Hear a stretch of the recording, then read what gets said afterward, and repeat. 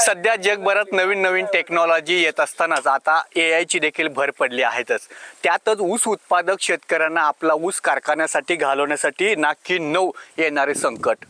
त्यातच ऊस तोडणी टोळ्यांच्या मुकादमाकडून होणारी फसवणूक, मजुरांची टंचाई, तोडणीसाठी लागणारा वेळ आणि विशेष म्हणजे अधिक कष्टाचं काम करणाऱ्या मजुरांची आता संख्या कमी होत असलेलीच आहे. आदी कारणांमुळे ऊसतोड क्षेत्रातील ट्रेंड वेगाने बदलू लागला आहे. ऊसतोड टोळ्यांची जागा आता हार्वेस्टर आणि जागाई मशीनने घेतली आहे. सध्या मोहोळ तालुक्याच्या कार्यक्षेत्रात ऊसाच्या फडांमध्ये ऊस तोडणीसाठी हार्वेस्टरचा दबदबा वाढलेला आहे.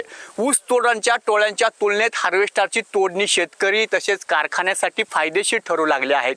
शिवाय मुकदमांकडून उचल घेऊन कारखान्याची फसवणूक होण्याच्या घटनाही सातत्याने घडत आहेत. या सर्व गोष्टींमुळे कारखाने हार्वेस्टरद्वारे ऊस तोडणीवर भर देऊ लागले आहेत.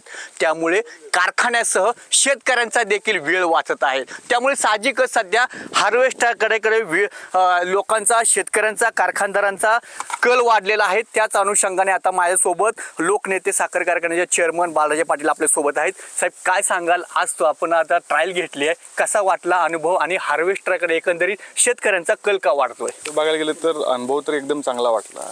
आपण जर बघितलं तर आज सोलापूर जिल्ह्यामध्ये जवळपास 34 कारखाने सुरू आहेत आणि ऊसाची लागवड ही प्रत्येक वर्षी वाढत चालली. त्यामुळे कारखान्याला येणाऱ्या काळामध्ये सगळ्यात मोठं संकट हे ऊस तोडणीचं असणार आहे. कारण आम्ही बघतोय की प्रत्येक वर्षी प्रत्येक कारखान्याला जवळपास 5-5, 4-4 कोटी रुपये हे टोळ्यांकडे बुडताना आम्ही बघतोय आणि त्याचं व्याज देखील कारखान्याला भरावं लागतं. मग हे कुठं तर बाबा हा जो तोटा होतोय हा कुठेतरी भरून काढला पाहिजे. म्हणून आपण 21व्या शतकाकडे वाटचाल करत असताना आपण आधुनिक पद्धतीकडे आपण गेलं पाहिजे असं सगळ्या आमच्या संचालक मंडळाचं आमच्या कर्मचाऱ्यांमध्ये चर्चा झाली. म्हणून आपण मांजरा सहकारी साखर कारखाना जो विलासराव देशमुख साहेबांचा, गेल्या 2 वर्षापूर्वी आम्ही त्या कारखान्याची पाहणी केली.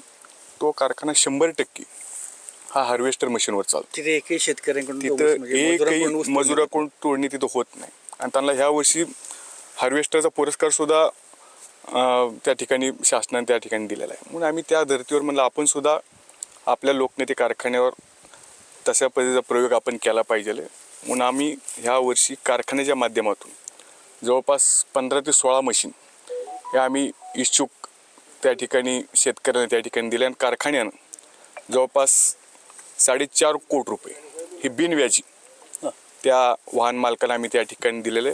त्याचबरोबर SBIतून बँकेच्या माध्यमातून जवळपास आम्ही 17 कोटी रुपये हे आम्ही या मशीनला त्या ठिकाणी दिलेले आहेत आणि आम्ही बघतोय गेल्या 1 ते 1.5 महिन्यांपासून आमच्या अपेक्षितपेक्षा जास्त ऊस हा हार्वेस्टरच्या द्वारे कारखान्याला त्या ठिकाणी येतोय. आतापर्यंत किती गाळप झालेला आपल्या लोकनेते कारखान्याचा आणि हार्वेस्टरच्या माध्यमातून किती टन आलेला आहे?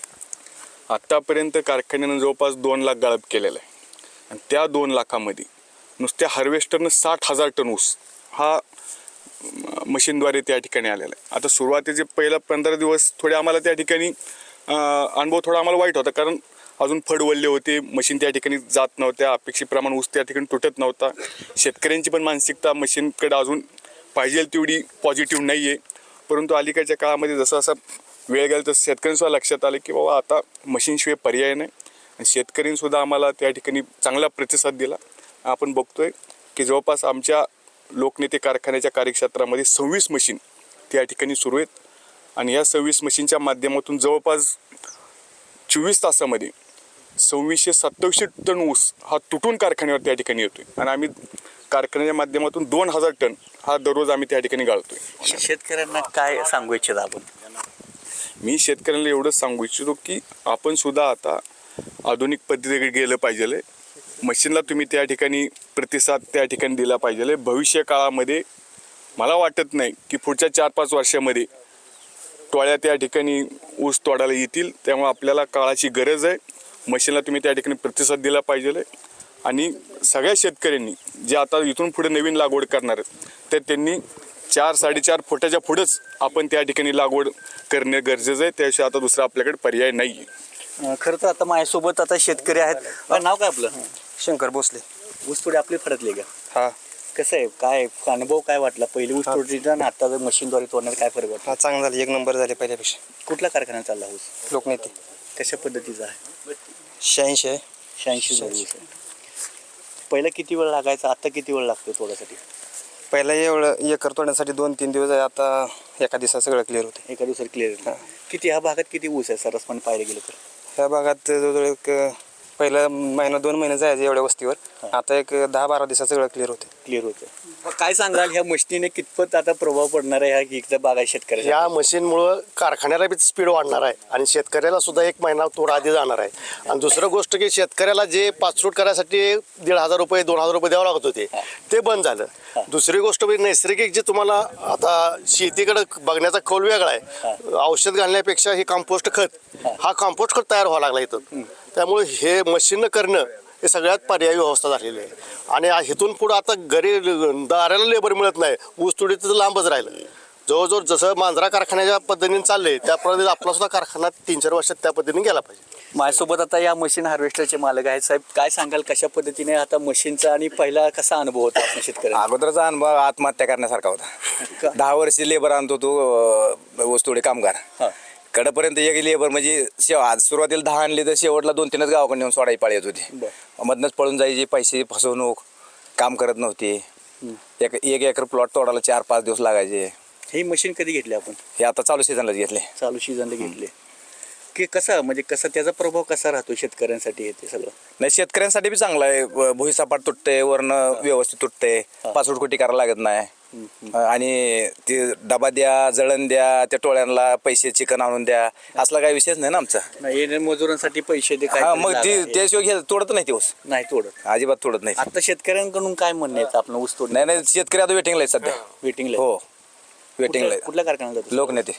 आतापर्यंत किती काळ आपण पाठवलं? आतापर्यंत 3600 टन पाठवलाय. 3600 टन. हो. किती दिवस झालं?